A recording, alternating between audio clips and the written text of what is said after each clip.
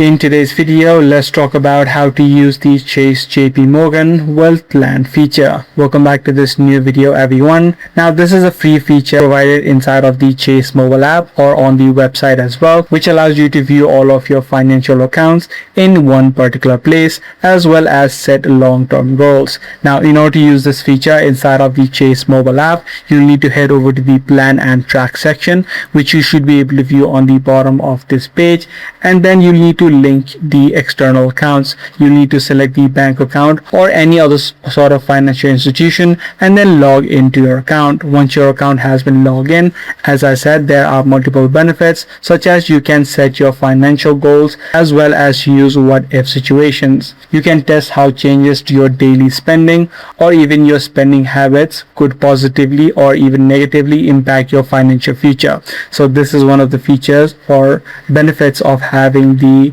Wealth Plan feature inside of the Chase account. If this video was helpful to you, be sure to subscribe. I'm going to see you in the next one.